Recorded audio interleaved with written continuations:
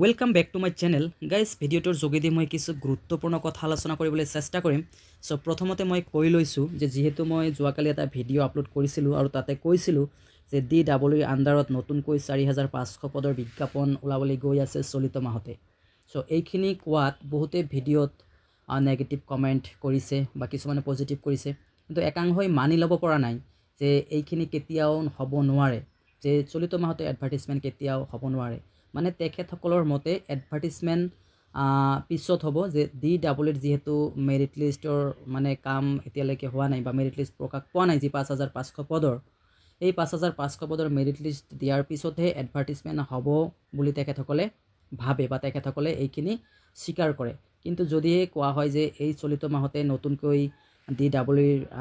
LPUPৰ 4500 পদৰ বিজ্ঞাপন প্ৰকাশ পাব তেখেতসকলে টান পাইছে বা টান পায় সো এইখিনি কিয় টান পাইছে মই এই ভিডিঅ'টোৰ যোগেদি আপোনালোকক জনাম আপোনালোকে নিশ্চয়কৈ ভিডিঅ'টো চাই থাকিব যে এডভাৰটাইজমেণ্ট প্ৰকাশ পালে কোনো ধৰণৰ অসুবিধা হ'ব নেকি বা প্ৰকাশ পাবনে নাই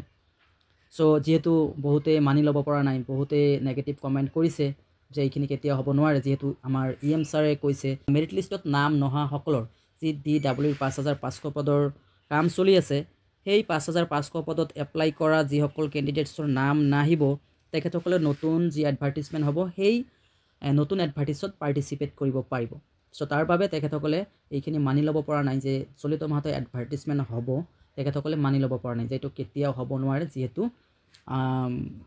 তেখেতসকলে মেৰিট লিষ্ট পাব্লিছ কৰা নাই 5550 পদৰ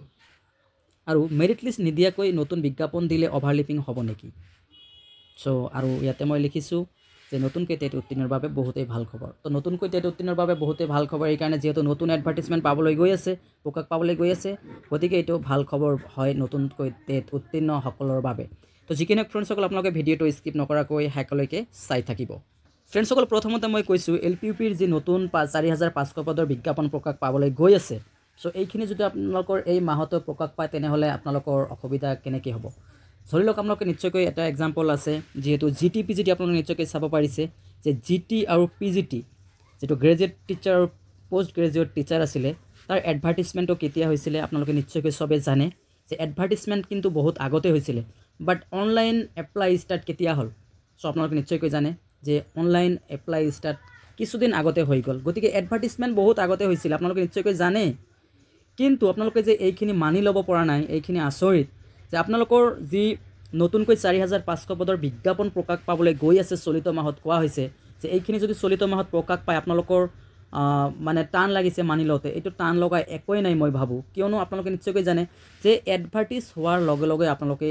অনলাইন এপ্লাই কৰিব নোৱাৰে বা গভৰ্ণমেণ্টে যেতিয়ালৈকে অনলাইন এপ্লাইৰ ডেট নিদিয়ে তেতিয়ালৈকে আমি কৰিব পাৰিম জানো এপ্লাই যেতিয়ালৈকে পৰ্টেল নখোলে অনলাইনৰ যেতিয়ালৈকে ষ্টাৰ্ট নহয় আমি কেতিয়াও সেই অনলাইন কৰিব নোৱাৰোঁ গতিকে এডভাৰটাইজমেণ্ট হ'ব পাৰে সো আপোনালোকক ডিচেম্বৰ মাহত এডভাৰটাইজৰ কথা কৈছে আপোনালোকে চাই থাকক নিশ্চয়কৈ ডিচেম্বৰ মাহতে এডভাৰটাইজমেণ্ট পাব প্ৰকাশ পাব আপোনালোকে চাই থাকক যে আপোনালোকে মানি ল'ব পৰা নাই কিন্তু বহুতেই কৈছে নহয় আপোনালোকে এইটো এনেই কৈছে বা আচ্ছা ঠিক আছে আপোনালোকে চাই থাকক ৱেইট কৰক কি হয় আপোনালোকে নিশ্চয়কৈ চাব পাৰিব ডিচেম্বৰ মাহতে আপোনালোকৰ 4500 নতুন পদৰ বিজ্ঞাপন প্ৰকাশ পাব বাট অনলাইন এপ্লাই কেতিয়া ষ্টাৰ্ট হয় গভৰ্ণমেণ্টে জানিব আমাৰ চৰকাৰে জানিব সো আপোনালোকে চাই থাকক বিজ্ঞাপন সোনকালে প্ৰকাশ পাবলৈ গৈ আছে আনহাতে অনলাইন কেতিয়া ষ্টাৰ্ট হয় হয়তো এনেকুৱা হ'ব পাৰে যে DWৰ যি মেৰিট লিষ্ট আছে মেৰিট লিষ্ট প্ৰকাশ পোৱাৰ পিছত আপোনালোকৰ অনলাইনটো ষ্টাৰ্ট কৰি দিলে তেতিয়া আপোনালোকৰ যিসকলৰ নাম মেৰিট লিষ্টত আহিছে সেইসকলে আৰু নতুনকৈ এডভাৰটাইজমেণ্টত এপ্লাই কৰিব নালাগিব যিসকলে বঞ্চিত হৈছে তেখেতসকলে এপ্লাই কৰিব পাৰিব সো এইখিনিয়ে সো বহুতে মানে এইখিনি মানি ল'ব পৰা নাই যে যদিহে এডভাৰটাইজ হয় যেহেতু নতুন এডভাৰটাইজ যদি হ'ব আমাৰ ডিৰ 5500 পদৰ বিজ্ঞাপন 5500 পদৰ মেৰিট লিষ্ট এতিয়ালৈকে অহা নাই তো এটা কেনেকৈ হ'ব কিন্তু গাইজ আপোনালোকে অলপ ভাবি চাওক যে GT PGTত কেনেকুৱা হৈছিলে আপোনালোকৰ তেনেকুৱা নোহোৱাকৈ হয়তো GT PGT লেট বেছি কৰিছে ইয়াত লেট কম কৰিব ধৰি লওক DWৰ যি 5500 পদৰ মেৰিট লিষ্ট আছে সেই মেৰিট লিষ্টটো ধৰি লওক আপোনালোকে কেতিয়া দিব আপোনালোকে এটা আইডিয়া কৰক যে আমি এটা আইডিয়া কৰিলোঁ যে মেৰিট লিষ্টটো ধৰি লওক ফেব্ৰুৱাৰী বা মাৰ্চত দিলে সো আপোনালোকৰ এডভাৰটাইজ যেটো হ'ব নতুন সেই নতুন এডভাৰটাইজৰ অনলাইন এপ্লাই ষ্টাৰ্ট তেতিয়া দিব আপোনালোকৰ ফেব্ৰুৱাৰী বা মাৰ্চ তেনেকুৱা যদি দিয়ে তেনেহ'লেতো আপোনালোকৰ প্ৰব্লেম নাই তো আপোনালোকে কিয় মানি ল'ব পৰা নাই যে এইটো কেতিয়াও নহয় এইটো ইনফৰমেশ্যন ৰং হয় সো গাইজ আপোনালোকে ইমান মানে নেগেটিভ থিংকিং কৰিব নালাগে যেহেতু আপোনালোকে চবে বুজি পায় কিয়নো এডভাৰ্টিজমেণ্ট হ'লেই যে আপোনালোকে লগালগ এপ্লাই কৰিব পাৰিব, অনলাইন এপ্লাই ষ্টাৰ্ট হ'ব এইখিনিও কথা নহয়। এইখিনি গোটেইখিনি গভৰ্ণমেণ্টে ভালকৈ জানে। তাৰপিছতে মেৰিট লিষ্ট নিদিয়াকৈ নতুন বিজ্ঞাপন দিলে অভাৰলেপিং হ'ব নেকি? গাইজ আমি তেতিয়াৰ পৰা চাই আহিছোঁ যে প্ৰতিটো ৰিকুৱাৰমেণ্টতে তেনেকুৱা অভাৰলেপিং চলি আছে, কিয়নো গোটেইখিনিত ডিপেণ্ড আপন হৈ থাকে চৰকাৰৰ ওপৰত। আমাৰ চৰকাৰে যদি উইথড্ৰ ছিষ্টেমটো দিয়ে তেনেহ'লে অভাৰলেপিংটো নহ'ব, কিন্তু আমাৰ চৰকাৰে যদি তেনেকুৱা ছিষ্টেম মানে নকৰে তেনেহ'লেতো আমাৰ অভাৰলেপিং হ'বই। কিয়নো আমি জানো যে কোনো এজন কেণ্ডিডেট 2টা বা 3টা ঠাইত চাকৰি লাভ কৰিব পাৰে। কেনেকৈ? যে কিছুমানে আছে তেনেকুৱা LPতো লাভ কৰিব পাৰে চাকৰি, আকৌ কিছুমানে UPতো কৰিব পাৰে, আকৌ কিছুমানে বোথ কৰিব পাৰে। ধৰি লওক এজন কেণ্ডিডেটছে 2টা বা 3টা বিভাগত পাইছে, লেভেলত পাইছে। ধৰি লওক যে এজনে LP লেভেলত পাইছে আৰু সেইজনে UP লেভেলতো নাম আহিছে মেৰিট লিষ্টত, আৰু সেইগৰাকী আকৌ আমাৰ নতুনকৈ যি টেট কাম ৰিকুৱাৰমেণ্ট হৈ আছে তাতো লাভ কৰিছে। ধৰি লওক 3টা বিষয়ত বা 3টা ষ্টেজতে পালে, কিন্তু চাকৰি কেইটা পাব? মানুহ হৈছে এজন বা 3টা ঠাইত